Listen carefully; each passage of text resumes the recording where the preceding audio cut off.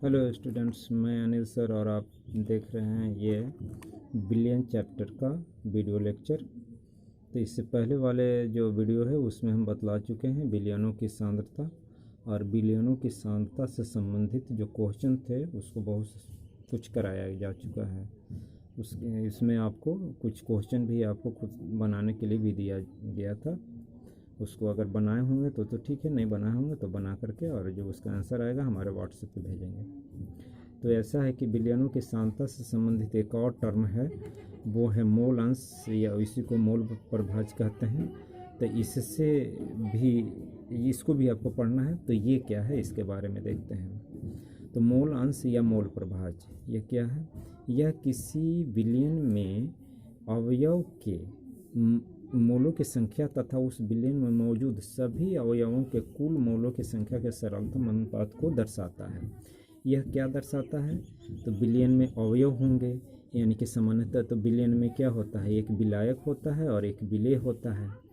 तो अगर आपको क्या करना है, उसमें जिसका भी निकालना है उसके मोल की संख्या और बिलियन में जितने यानी दोनों विलेय प्लस विलायक दोनों के मोलों की संख्या को जो मिला करके जो आ रहा है, योग आ रहा है, उससे डिवाइड कर देंगे तो आ जाएगा। तो यहाँ पर थोड़ा सा हम इसको देख लेते हैं। अर्थात यदि बिलियन में विलायक के मोलों की संख्या को n तथा कैपिटल N तथा विलेय के मोलों की संख्या को स्मॉल n माना जाए तो विलेय का मोल अंश इक्वल टू क्या होगा, स्मॉल n बटा में क्या हो जाएगा, small n plus capital N, यानी दोनों के मोलों की संख्या। यानी कि विलेय का अगर मोल अंश निकालना है तो विलेय के मोलों की संख्या को ऊपर रख देना है और विलेय प्लस विलायक के मोलों की संख्या से भाग दे देना है। उसी तरह से अगर विलायक का मोल अंश निकालना है तो विलायक के मोलों की संख्या को ऊपर रख देना है और विलेय प्लस विलायक के मोलों की संख्या से ये दोनों को जोड़ करके इसमें ऐसे भाग दे देना है। अब इसमें एक एग्जाम्पल देखते हैं, क्लियर हो जाएगा। यहाँ फर्स्ट क्वेश्चन है क्या, यहाँ पर क्या है, 90 ग्राम जल में 80 ग्राम NaOH को घोला गया है। बिलियन में NaOH तथा जल का मोलांश ज्ञात करना है। ठीक है, तो यहाँ पे क्या है कि जल के मोलों की संख्या इक्वल टू क्या हो जाएगा, तो जल का दिया गया द्रव्यमान बटा जल का क्या होगा, मोलर द्रव्यमान। तो जल का दिया गया द्रव्यमान कितना है आपको, 90 ग्राम है, और जल का मोलर द्रव्यमान कितना है, तो 18 ग्राम पर मोल होता है। इसका जल का मोलर द्रव्यमान कितना होता है, 18 ग्राम पर मोल होता है। तो वो हो गया। अब ऊपर हो गया 90, नीचे में होगा 18, ये कितना आ रहा है, 5 मोल आ जा रहा है। तो अभी मोलों की संख्या निकाल रहे हैं, अभी मोल अंश नहीं, पहले मोलों की संख्या निकालना है, उसके बाद मोल अंश निकालना है। तब NaOH के मोलों की संख्या उसी तरह से निकालेंगे, NaOH का द्रव्यमान बटा NaOH का मोलर द्रव्यमान। NaOH का दिया गया द्रव्यमान कितना है, 80 ग्राम। आप जैसा कि आप देख रहे हैं तो 80 ग्राम दे दिए। NaOH का मोलर द्रव्यमान कितना हो जाएगा, तो 40 ग्राम पर मोल। यहाँ पर सोडियम का होता है 23, ऑक्सीजन का होता है 16 और हाइड्रोजन का होता है कितना, 1 होता है। सबको जोड़ेंगे तो कितना हो जाएगा, 40 ग्राम पर मोल आ जाएगा, यानी 80 बटा 40 आ जा रहा है। यहाँ पर अगर ये सोल्व करेंगे तो इसका 2 मोल आ जाएगा। तो इस तरह से आपको आ गया कितना, आपको आ गया जल का आ गया 5 मोल और NaOH का कितना आ गया, 2 मोल आ गया। ठीक है, अब नेक्स्ट में देखते हैं। अब ये हम आगे देखते हैं, NaOH के मोल अंश अब निकालने जा रहे हैं। तो क्या होगा, जैसा कि हम ऊपर में बतलाए हैं कि जिसका मोल अंश निकालना है उसके मोल को क्या करते हैं, ऊपर में रखते हैं और टोटल मोल से डिवाइड कर देते हैं। तो NaOH के मोल ऊपर में रखेंगे और NaOH प्लस जल के मोल से डिवाइड कर देंगे। तो NaOH का मोल है 2 मोल और यहाँ पर NaOH का 2 मोल और प्लस जल का 5 मोल, यानी कि 7 मोल, टोटल 7 मोल। तो यहाँ 2 मोल बाई 7 मोल हो गया है ना। और इसको सोल्व करेंगे तो कितना हो जाएगा, 0.285। ठीक है, इतना आ गया मोल अंश इसका। अब नेक्स्ट जो है आपको H2O का मोल अंश कैसे होगा, तो H2O के मोल बटा में क्या हो जाएगा, टोटल मोल, यानी NaOH के मोल प्लस जल के मोल।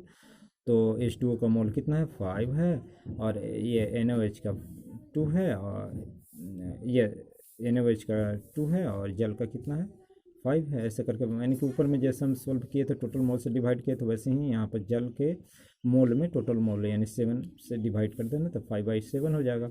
इसको सोल्व करेंगे तो 0.714 आएगा, है ना। तो ऐसा है। अब नेक्स्ट क्वेश्चन को देखते हैं। इसमें क्या है, अगला क्वेश्चन क्या है, 10% ग्लूकोज के जलीय विलयन में ग्लूकोज का मोल अंश ज्ञात करना है। तो 10% है, 10% का मतलब क्या होता है, 100 में 10 है। तो हम क्या करते हैं, यदि बिलियन को हम मान ले रहे हैं 100 ग्राम, यदि बिलियन इक्वल टू 100 ग्राम, तो ग्लूकोज इक्वल टू कितना होगा, 10 ग्राम, ठीक है। और जल इक्वल टू कितना हो जाएगा, 90 ग्राम हो जाएगा। अब क्या करते हैं कि ग्लूकोज के हम मोल निकाल लेते हैं, तो 10 ग्राम बटा 180 ग्राम हो जाएगा। क्यों, क्योंकि यहाँ ग्लूकोज के मोलर द्रव्यमान कितना होता है, 180 ग्राम पर मोल होता है। तो ऐसे जब सोल्व करेंगे तो यहाँ पर कितना आ जा रहा है, 1/18 आ जा रहा है। अगर हम इसको, ये देखिए यहाँ पर काटा हुआ है, लेकिन ऐसा कुछ नहीं है, ये वाला सोल्व करेंगे तो यहाँ पर कितना हो जाएगा, 0.55 मोल आ रहा है यहाँ पे सोल्व करने पर। तो चलिए अब इसमें हम देखते हैं, ये 10 ग्राम ग्लूकोज था, तो जब 10 ग्राम ग्लूकोज का जो ये मोलों की संख्या निकाले तो इतना 1/18 को जब सोल्व किए तो इतना मोल आ रहा है। अब हम ये H2O के मोलों की संख्या निकाल रहे हैं, तो H2O कितना है, अगर 90 ग्राम में देखें तो 10 ग्राम ग्लूकोज है, तो 90 ग्राम क्या है, वाटर है। तो वाटर के हम मोल निकाल रहे हैं, तो वाटर का क्या हो जाएगा, वाटर के जो द्रव्यमान आ गया, तो जो वाटर के मोल निकाल रहे हैं, तो वाटर का 90 ग्राम हो गया, मोलों की संख्या हो गया कितना, वाटर का द्रव्यमान हो गया 90 ग्राम, और अब वाटर के मोलर द्रव्यमान हो गया 18 ग्राम। इसको सोल्व करेंगे तो 5 मोल आ जाएगा, है ना। अब इसको क्या कर रहे हैं, ग्लूकोज का मोल अंश आपको निकालना है। तो अब क्या करना है आपको, ये जो ग्लूकोज के मोलों की संख्या हम यहाँ पर पुट कर देंगे, और ग्लूकोज प्लस वाटर यानी वाटर प्लस ग्लूकोज के मोलों की संख्या को हम नीचे पुट करेंगे, और ऐसे करके सोल्व करेंगे। आपको ये जो पॉइंट को काटे हैं, तो ऐसा करने से आपको कि 55/5055 इस तरह से आ रहा है। इसको सोल्व करेंगे तो 0.01 आ रहा है। इसको एक और मेथड से भी सोल्व कर सकते थे। इसमें क्या किए कि हम इसको, ये कुछ और भी आसान हो सकता है, ये सब नहीं करना पड़ेगा। यहाँ पर ये ग्लूकोज का कितना मोल हो रहा था, 1/18 हो रहा था। जल का कितना मोल हो रहा था, 5 मोल आ रहा था। तो यहाँ पर क्या कर दिए, ग्लूकोज के मोल इक्वल टू क्या लिख दिए, ऊपर में 1/18 और ग्लूकोज के मोल पर यानी कि 1/18 प्लस जल के मोल, ऐसे कर दिए। जब इसको सोल्व करेंगे तो कितना हो जाएगा, इसको जब सोल्व करेंगे तो आपको हो जाएगा, नीचे में 18 हो जाएगा और ऊपर में 18×5 = 90 और ये 91 हो जाएगा। यानी कि 91/18 हो जाएगा, और ये 1/18 तो 1/18, और ये जो 91/18 हो गया, जब ये डिवाइड हो रहा है तो मल्टीप्लाई में जाएगा, गुना में जाएगा, तो ये 18 कहाँ चल जाएगा, ऊपर में, और 91 आ जाएगा नीचे में। इसको ये कट गया तो 1 क्या हो गया, 91 आ गया। इसको भी सोल्व करेंगे तो आपको 0.01 आ जा रहा है। तो ये आपको ग्लूकोज का मूलांश हो गया। यहाँ से इस मेथड से भी आप निकाल सकते हैं ग्लूकोज का मूलांश 0.01 मोल, और इस मेथड से भी आपको वही आएगा 0.01 मोल। अब नेक्स्ट देखते हैं, अब आगे वाला देखते हैं। चलिए, ये तो आपको न्यूमेरिकल करवा दिए। अब हम आगे के बिलियन में हम आगे जो है पढ़ना, उसको हम पढ़ते हैं। तो आपको क्या करना है, ये आपको इसके बाद जो क्या पढ़ना है, पहले तो आपको पढ़ाए क्या, हम मोल, आपको क्या पढ़ाए, तो बिलियनों की सांद्रता पढ़ाए, है ना। बिलियनों की सांद्रता में पढ़ाया गया आपको, मोलारता पढ़ाया गया, मोललता पढ़ाया गया, मोल अंश पढ़ाया गया, द्रव्यमान प्रतिशत, ये सब पढ़ाया जा चुका है। तो बिलियनों की सांद्रता खत्म हो चुका है। अब आपको जो पढ़ना है वो आपको क्या पढ़ना है, विलेयता पढ़ना है। इसको अंग्रेजी में बोलते हैं सोलुबिलिटी, विलेयता और सोलुबिलिटी। तो ये क्या होता है, सोलुबिलिटी यानी घुलनशीलता, इसको ऐसे हम बोल सकते हैं, क्या होगा, घुलनशीलता। तो ऐसे देखें, किसी निश्चित ताप तथा दाब पर विलायक की एक निश्चित मात्रा में घुले हुए विलेय की अधिकतम मात्रा को विलेयता कहते हैं। जैसे मान लेते हैं कि हम चीनी को पानी में घोर रहे हैं, तो एक ताप निश्चित रखेंगे, जैसे कमरा का 25 डिग्री सेल्सियस हम ऐसे ही नॉर्मल टेम्परेचर ले रहे हैं 25 डिग्री सेल्सियस, और 1 kg वाटर ले रहे हैं, तो उसमें देखेंगे कि कितना ग्लूकोज घुल पा रहा है, अधिक से अधिक कितना ग्लूकोज घोल पा रहे हैं उसमें। जितना अधिक से अधिक ग्लूकोज घुलेगा वही ग्लूकोज की जल में घुलनशीलता हो जाएगी। अगर और अधिक घोलेंगे तो फिर आपको ग्लूकोज का घुलना बंद हो जाएगा। लेकिन हाँ, टेम्परेचर अगर बढ़ा देंगे तो जैसे देखते हैं कि पानी में अगर चीनी घोलना हो तो अगर टेम्परेचर बढ़ा दिया जाए, ताप को बढ़ा दिया जाए, उबलने लगे पानी, तो अधिक चीनी भी घुल जाएगा। वैसे ही ग्लूकोज या कोई भी चीज़ टेम्परेचर से प्रभावित होता है घुलनशीलता, तो ताप और दाब से प्रभावित होता है बहुत सारे केस में, तो इसी को घुलनशीलता कहते हैं। घुलनशीलता क्या है? किसी निश्चित ताप एवं दाब पर विलायक की एक निश्चित मात्रा में घुले हुए विलेय की अधिकतम मात्रा को क्या बोलते हैं? विलेयता बोलते हैं। अधिक से अधिक कितना हम घोल सकते हैं, चीनी हो, नमक हो, ग्लूकोज हो, एक निश्चित विलायक की एक निश्चित मात्रा, यानी कि विलायक मान लेते हैं जल में, तो जल में हम कितना अधिक से अधिक उसको घोल सकते हैं एक निश्चित ताप पर, तो वही उसकी विलेयता होगी, है ना। तो अलग अलग पदार्थों की विलेयता अधिक होगी। चीनी और नमक की विलेयता में अंतर आ सकता है, ग्लूकोज की विलेयता में अंतर आ सकता है। अलग अलग पदार्थ लेंगे, एक ही केजी वाटर लिए हुए लेकिन अलग अलग पदार्थ को उसमें घोलेंगे तो अलग अलग पदार्थ की उसमें घुलनशीलता अलग अलग हो सकती है या होती है। अब देखते हैं इसमें कि ठोसों की द्रव में विलेयता, यानी ठोस को किस में घुलाया जा रहा है? द्रव में। जैसे पानी में कुछ घुलाया जा रहा है। सभी प्रकार के ठोस, सभी प्रकार के द्रव में विलेय नहीं होते हैं, विलेय नहीं होते हैं। ध्रुवीय विलेय ध्रुवीय विलायकों में घुलनशील होते हैं तथा अध्रुवीय विलेय अध्रुवीय विलायकों में घुलनशील होते हैं। तो ऐसा है कि पानी में अगर सब चीज़, ठोस को द्रव में घोलना है, यानी ठोस पदार्थ है, जैसे चीनी को पानी में घोलना है, नमक को पानी में घोलना है, ग्लूकोज को पानी में घोलना है, ये सब घुल जाएगा। लेकिन ठोस पदार्थ में अगर हम मोम को चाहें कि पानी में घोलते हैं तो घुलेगा? नहीं घुलेगा। लेकिन वही ये ग्रीस को चाहें कि पानी में घोल दें तो घुलेगा? नहीं घुलेगा। जो शू पॉलिश होता है उसको घोलना चाहे पानी में तो नहीं घुलेगा। लेकिन वही सब पदार्थ को, यानी ग्रीस हुआ, मोम हुआ, ये सब को अगर हम कार्बनिक विलायक में घोलें तो घुल जाएगा। तो ऐसा देखा जाता है कि सभी विलायक में सभी तरह के ठोस पदार्थ यानी विलेय को नहीं घोला जा सकता है। एक खास प्रकार के विलायक खास प्रकार के विलेय को ही घोलते हैं। तो इसमें क्या होता है कि जो ध्रुवीय विलायक होते हैं, जैसे जल, और ये जल एक ध्रुवीय विलायक है, तो जल ध्रुवीय विलायक ध्रुवीय विलेय को ही घोलता है। तो ध्रुवीय विलायक, जैसे कि जल हम बतलाए कि ध्रुवीय विलायक है, उसमें क्या घुल सकता है? ध्रुवीय विलेय यानी नमक घुल सकता है, चीनी घुल सकता है, नमक घुल सकता है, स्टार्च घुल सकता है।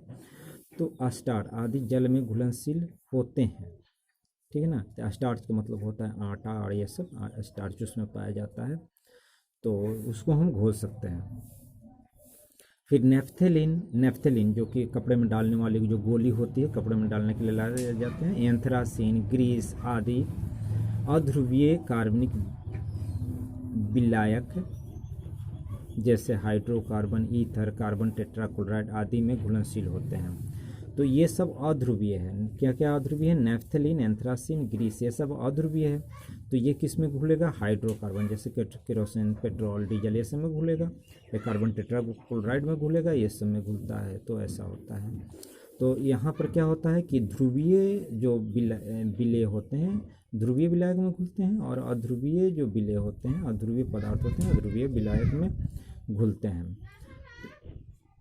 अर्थात इसमें समान को घोलता है, यानी लाइक डिजोल्व्स लाइक का नियम पालन होता है। यानी कि ध्रुवीय घोलता है, अध्रुवीय को घोलता है, तो समान डिजोल्व लाइक के नियम को पालन करता है। अब नेक्स्ट आपको पढ़ना है संतृप्त विलयन। ये क्या होता है? संतृप्त विलयन क्या होता है, इसके बारे में देखते हैं। संतृप्त सेचुरेटेड सॉल्यूशन। सेचुरेटेड मतलब किसी से कोई मतलब नहीं है, संतृप्त हो गया है, ऐसा है। तो ऐसा है, तो ये क्या होता है? वैसा विलयन जिसमें दिए गए ताप एवं दाब पर और अधिक विलेय को नहीं घोला जा सकता है, संतृप्त विलयन कहलाता है। जैसे पानी में हम चीनी घोलते जा रहे हैं, अब और अधिक उसमें नहीं घोला जा सकता। और अधिक अगर चीनी घोलेंगे तो वो पेंदी में जा कर के बैठ जाएगा, अब घुलेगा नहीं।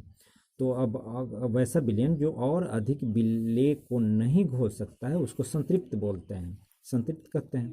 असंतृप्त यानी जस्ट इसका उल्टा देखेंगे, वैसा विलयन जिसमें समान ताप एवं दाब पर और अधिक विलेय को घोला जा सकता है असंतृप्त विलयन कहलाता है। यानी संतृप्त का जस्ट उल्टा, इसमें और अधिक को घोला जा सकता है, इसलिए असंतृप्त कहेंगे। ठोसों की द्रव में विलेयता विलेयता पर ताप एवं दाब का प्रभाव, ठीक है। यानी कि ठोस को अगर हम चीनी को घोल रहे हैं या नमक को घोल रहे हैं जल में, तो उसमें ताप का प्रभाव, ताप और दाब का प्रभाव क्या पड़ता है उससे हम लोग देख लेते हैं। तो ठोसों की द्रव में विलेयता दाब द्वारा प्रभावित नहीं होता है। अगर दाब बढ़ाइएगा तो वो ठोस में या द्रव में ठोस अधिक नहीं घुलेगा, लेकिन ताप प्रभावित नहीं होता है, पर ताप विलेयता को प्रभावित करता है। इसमें जब घुलने की प्रक्रिया ऊष्माक्षेपी होती है तो घुलनशीलता ताप बढ़ाने से बढ़ती है, जबकि ऊष्माशोषी होने पर घटती है। यानी कि घुलने की प्रक्रिया भी ऊष्माक्षेपी और ऊष्माशोषी होती है। ऊष्माक्षेपी के मतलब होता है कि घोलते समय ऊष्मा का थोड़ी बहुत ऊष्मा का उत्सर्जन हुआ, और ऊष्माशोषी के मतलब होता है कि घोलते समय ऊष्मा को एब्जॉर्ब कर रहा है, यानी कि शोषित कर ले रहा है। जैसे पानी में आप ग्लूकोज को घोल करके देखें, पानी जो पहले जितना ठंडा था उससे थोड़ा सा अधिक ठंडा हो जाता है। तो इस तरह से अगर ऊष्माशोषी है तो ताप बढ़ाने से घुलनशीलता बढ़ेगी, और अगर ऊष्माक्षेपी है यानी कि घोलने के दौरान ऊष्मा खुद ही निकाल रहा है तो ताप बढ़ाने से घुलनशीलता घटती है। तो ऐसा होता है। अब क्या है, गैसों की द्रव में घुलनशीलता। गैस द्रव में घुलनशील होती है, पर अलग अलग द्रव में अलग अलग गैसों की द्रव में घुलनशीलता भिन्न भिन्न होती है। देखें, गैस जो है सो द्रव में घुलनशील होती है सामान्यतः, लेकिन अलग अलग गैसों की घुलनशीलता जो द्रव में होती है वो अलग भिन्न भिन्न होती है। उदाहरण के लिए हम देख सकते हैं HCl, NH3, CO2 आदि गैसें जल में अधिक घुलनशील है। ये सब गैस क्या है, HCl, NH3 आसानी से और अधिक घुलनशील है, आसानी से घुल जाती है और अधिक मात्रा में घुल जाती है, जबकि H2, N2, CO2 आदि गैसें जल में घुलनशीलता कम है। ये सभी गैसों की जल में घुलनशीलता क्या है, कम है। यानी किसकी घुलनशीलता H2 है, N2 है, O2, इस सब की कम है और इसकी अधिक है। तो हम देख रहे हैं कि गैसों की जल में घुलनशीलता या किसी द्रव में घुलनशीलता किस पर डिपेंड कर रहा है, गैस के नेचर पे डिपेंड कर रहा है, किस प्रकार का गैस है उस पर निर्भर कर रहा है, और द्रव के भी नेचर पे करता है। अब चलिए आगे देखते हैं इसमें क्या होता है।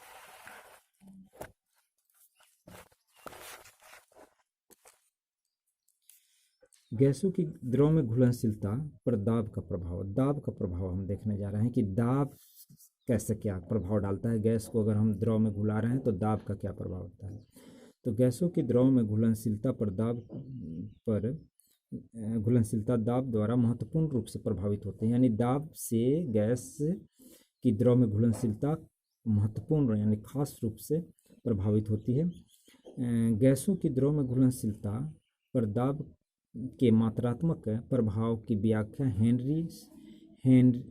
हेनरी से होता है, हेनरी नियम से होता है। यहाँ पर होना चाहिए था हेनरी नियम से होता है, यानी हेनरी वैज्ञानिक थे। हेनरी नियम ने मात्रात्मक संबंध बतलाए कि कितनी दाब बढ़ाएंगे तो कितनी मात्रा में गैस घुलेगी। चलिए अब देखते हैं हेनरी नियम को यहाँ पर। तो हेनरी नियम क्या कहता है, इसके अनुसार किसी गैस की द्रव में विलेयता गैस के दाब के समानुपाती होता है जब ताप को निश्चित रखा जाए। यानी कि ये नियम क्या कर रहा है कि किसी गैस की द्रव में घुलनशीलता दाब के समानुपाती होती है। यानी गैस के ऊपर हम अगर दाब बढ़ाते हैं तो घुलनशीलता बढ़ेगी, बशर्ते क्या करना होगा, ताप को आपको निश्चित रखना होगा, ताप आपको स्थिर रखना होगा। आप यहाँ पर देख रहे हैं, इसी को मैथमेटिकल यहाँ पर इक्वेशन दिया गया है, अर्थात P is directly proportional to X। यानी यहाँ जहाँ पर ये क्या है, P जो है सो गैस का दाब है और X क्या है, बिलियन में गैस का मोल अंश है। या फिर इसी को लिख सकते हैं P इक्वल टू KHX। यहाँ पर हेनरी कांस्टेंट है, हेनरी स्थिरांक है। हेनरी जो वैज्ञानिक का नाम जो नियम दिया गया उसका स्थिरांक है, जहाँ P गैस का दाब है तथा X बिलियन में गैस का मोल अंश है। ठीक है।